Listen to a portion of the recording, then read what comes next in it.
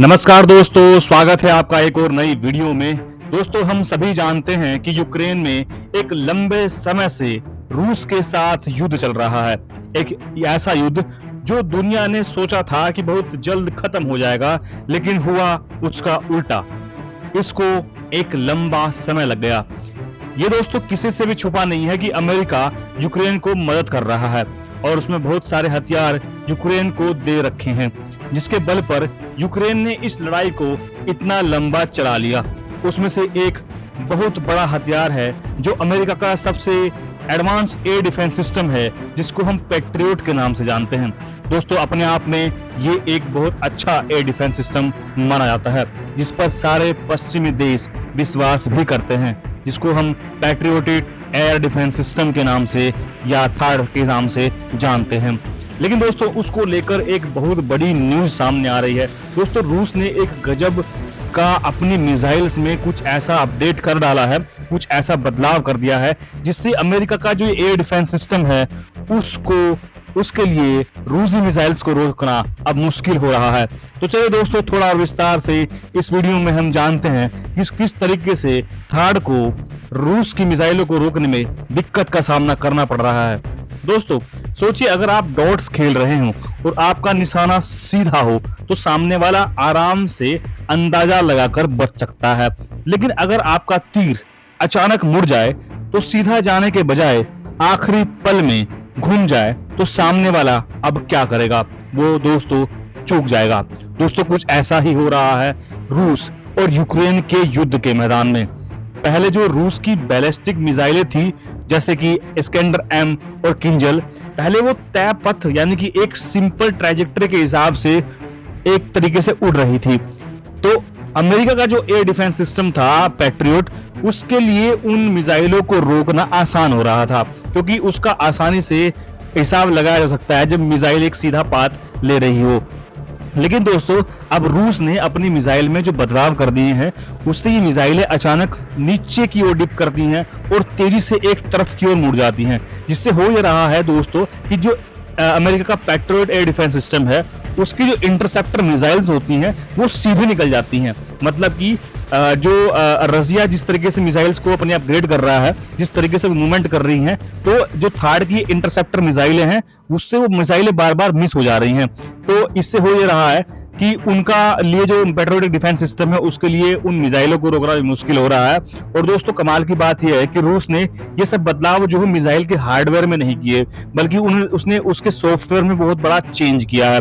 यानी मिसाइल का जो दिमाग होता है उसको नया अपडेट दिया गया है, जिससे दोस्तों जो मिसाइल की जो ट्रेजेक्टरी होती है उसको बदलना अब आसान हो रहा है।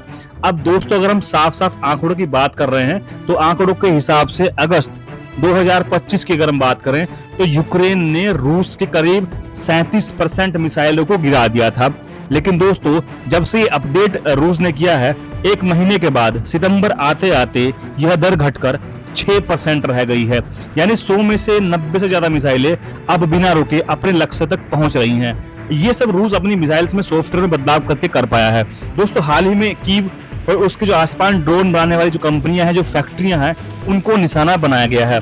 28 अगस्त के हमले में तो एक तुर्किश जो बायरक्टर ड्रोन के जो पुर्जे बनाने वाली कंपनी है वो ही उड़ा दी गई, और पास ही स्थित एक जो यूरोपीय संघ और ब्रिटिश की काउंसिलिंग के जो दफ्तर हैं वो भी जिससे चपेट में आ रहे हैं। यानी रूस अब यूक्रेन की राजधानी के दिल पर हमला कर सक रहा है। रूस पहले से भी और ज्यादा खतरनाक हो गया है। रूस के जो राष्ट्रपति हैं जेलेंस्की, उन्होंने ये भी चेतावनी दी है कि अगर रूस सर्दी में फिर से यूक्रेन की बिजली व्यवस्था और पावर ग्रिड पर हमला करता है तो दिक्कतें सामने आ सकती हैं। और अगर पैट्रियोटिक जो एयर डिफेंस सिस्टम वहां लगा हुआ है, अगर वो चूक जाता है तो यूक्रेन के लिए एक और काली और ठंडी सर्दी झेलनी पड़ सकती है।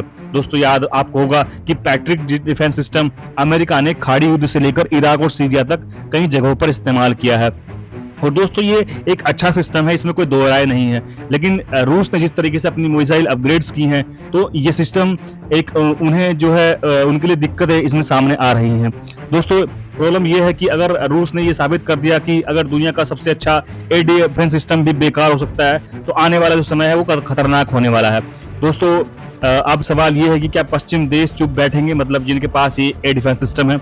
अमेरिका और उसके साथ ही लगातार जो एयर डिफेंस सिस्टम की जो संख्या बढ़ा रहे हैं और अपनी जो इंटरसेप्टर मिसाइलें बढ़ा रहे हैं, उनके लिए थोड़ा ये दिक्कत का सामना हो सकता है। तो असल में दोस्तों ये जंग जो है अब हथियारों से ज़्यादा अब जो है टैक वॉर बन चुकी है। यहाँ ताकतवर वही है दोस्तों जो तेजी से अनुकूलन कर ले।